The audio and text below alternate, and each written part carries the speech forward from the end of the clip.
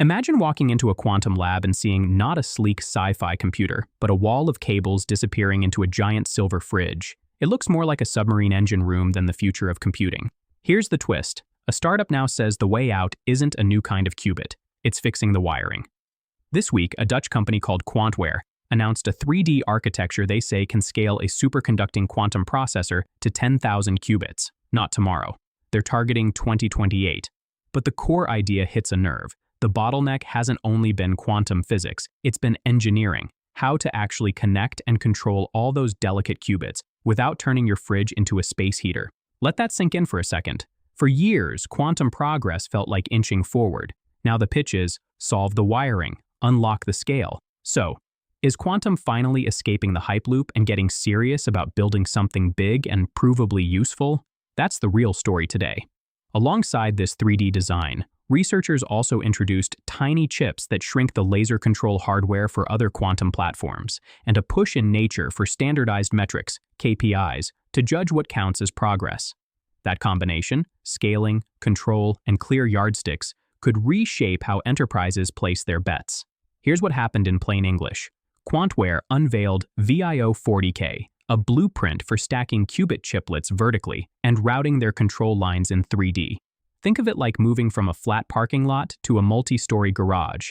Same footprint, way more cars. In other words, rather than snaking thousands of wires across a flat chip and out through the same narrow cryogenic neck, you build up.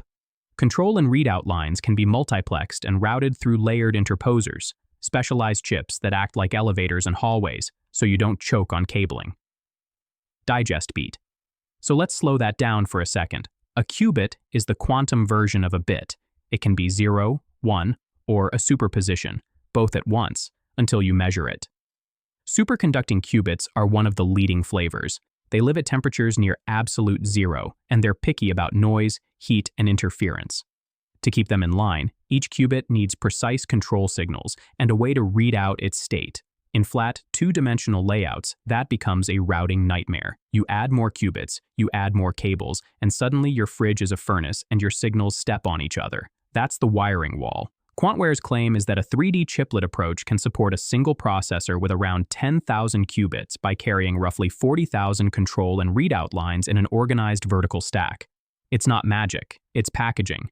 And importantly, it's an architecture announcement, not a working 10K qubit machine. First units are planned for 2028 if the engineering checks out. This is where people get surprised. For a long time, the story was, we need new physics. Increasingly, the story is, we need better plumbing.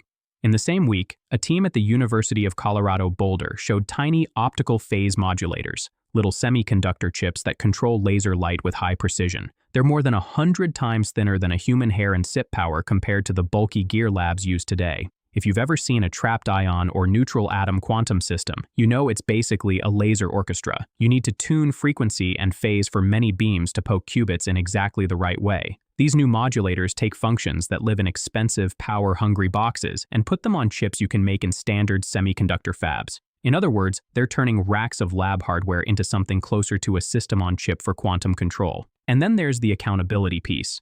Nature published a call for quantum KPIs, key performance indicators, that go beyond raw qubit counts. The idea is simple. If we're going to take quantum advantage seriously, we need clear, comparable metrics people outside the lab can understand. Here's what actually matters there. Not just how many physical qubits you have, but how many logical qubits you can produce. A logical qubit is a bundle of many physical qubits stitched together with error correction so it behaves like one reliable unit. Add to that gate error rates, how deep a circuit you can run before noise ruins the result, and performance on application-relevant tasks, like simulating real molecules or optimizing realistic routes, rather than contrived puzzles. In other words, the field wants a spec sheet. Flops for the quantum age. Let's zoom back out. Why is all this a big deal? First, it reframes the challenge. If 3D packaging can tame wiring and heat, then scaling becomes an engineering problem you can plan around, not an immovable law of nature. That matters for superconducting platforms, where qubits are decent individually, but the interconnect is the choke point. Second, shrinking control hardware changes the economics.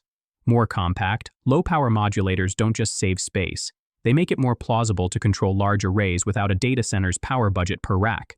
Third, KPIs introduce trust.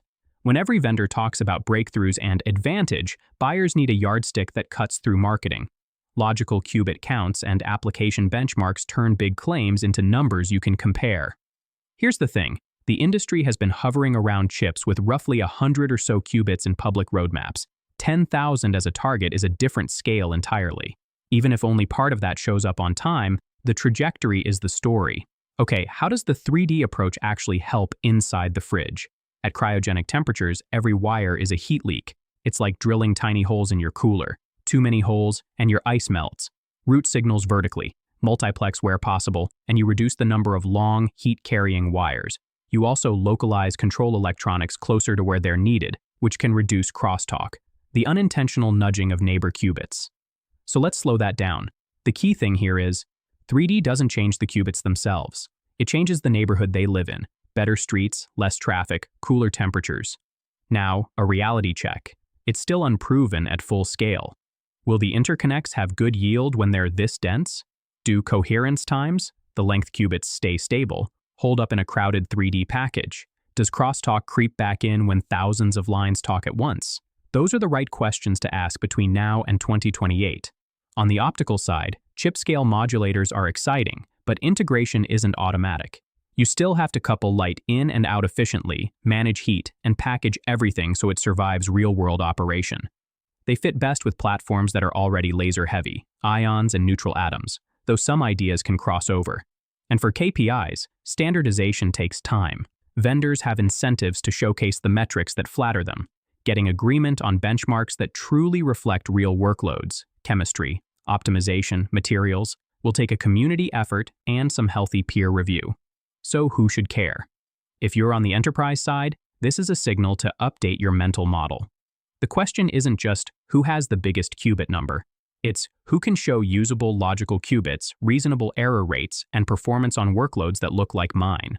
That's how a procurement conversation moves from demo theater to measurable value. If you build hardware or run a lab, the takeaway is that control electronics are moving on chip. That opens a path for co-design, quantum plus classical control, similar to how CPUs paired with memory controllers or GPUs paired with high-bandwidth memory. Expect a race in 3D packaging and custom control silicon. If you're in policy or funding, the KPI push gives you a framework. Rather than counting headlines, you can support programs that report standardized metrics and reproducible results. That reduces the risk of overinvesting in beautiful dead ends. Let's give a concrete picture. Imagine drug discovery. Today, quantum chemistry runs on huge classical machines with clever approximations. A quantum system with even a modest number of logical qubits could benchmark specific molecules end-to-end, with a KPI score that compares against classical baselines. It's not solve everything, it's show a narrow, repeatable advantage on something useful. Or optimization problems, routes, portfolios, schedules. KPIs could specify the instance definitions, the noise model, and what counts as a win. No more cherry-picking toy problems, more like a standardized obstacle course. This is where people get optimistic, but carefully. The timelines are still uneven. A 10,000 qubit architecture is a target. Some vendors, including big names and national programs, are floating similar goals by around 2030. Between now and then, the hard work is turning blueprints into measured systems and turning headlines into spec sheets. What should you watch for next? Peer-reviewed data on interconnect yield, heat load, and crosstalk in 3D quantum packages. Public KPI suites, like standardized chemistry and optimization benchmarks, with multiple vendors participating. Demos that cross the 1,000-qubit mark with transparent error bars and a path to logical qubits. Control chips moving from prototypes to modules you can actually integrate. And remember, the bottlenecks shift. As hardware scales, compilers, error correction, and hybrid quantum classical workflows become the new frontier. The engineering challenge climbs the stack. Here are a few practical takeaways if this applies to your work. If you're exploring this space as a buyer, ask for KPI-aligned demos. Not just qubits, but logical qubits, gate error rates, and one or two application benchmarks that map to your domain. A short, honest spec beats a long, glossy deck. Teams already working on quantum pilots might want to plan for portability. Assume the hardware landscape will change. Build against open benchmarks and workflows that make it easier to compare vendors when KPIs emerge. Hardware and photonics folks could look at the gaps between room temperature control and cryogenic cores. There's room for specialized chipsets, modulators, drivers, multiplexers that turn lab racks into integrated modules. For policymakers, consider tying grants or testbed access to transparent reporting, logical qubit counts, error-corrected circuit depth, and a couple of standardized, peer-reviewed benchmark scores. For those new to the field, don't sweat every physics detail. Get comfortable reading quantum spec sheets. The big three to track are scale you can wire and cool, quality you can error correct, and performance you can verify on real tasks. Let's ground this with a simple analogy. Think back to early smartphones. At first, everyone bragged about CPU clock speed. Over time, users learned that battery life, camera quality, and app performance mattered more. Quantum is heading for a similar shift. Qubit count is the clock speed.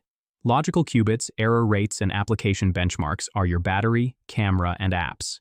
In other words, we're entering quantum's spec sheet era. Engineering takes the wheel, and progress gets measured in numbers you can compare across vendors. Before we wrap, a quick gut check on risks. The 3D approach will need to prove itself under real operating conditions. Cold, dense, and busy at the same time is a tough environment. KPIs only help if the community adopts them. Expect iterations, debates, and a few rounds of benchmark gaming before they settle. Control chips are promising, but integration can introduce new failure modes. It's progress when those problems become ordinary engineering tasks, not high drama. Here's what stands out for teams in this space. The goal is clarity. Whether you're building, buying, or regulating, the next few years favor those who can explain, clearly and concisely, what their system can do today, what the next milestone is, and how anyone else could check the claim. That's how fields mature, not by louder headlines, but by tighter feedback loops between claims and measurements. If the wiring wall falls, if control moves onto chips, and if KPIs take root, we'll see a faster cadence of believable progress. Not instant miracles. Just a steadier drumbeat of credible steps toward useful quantum computing. And that's the real shock this week. Not the number 10,000 by itself, but the feeling that the pieces, architecture, control, and metrics are starting to line up. Thanks for spending time with this. If you found it useful, a like and subscribe helps us keep making these videos.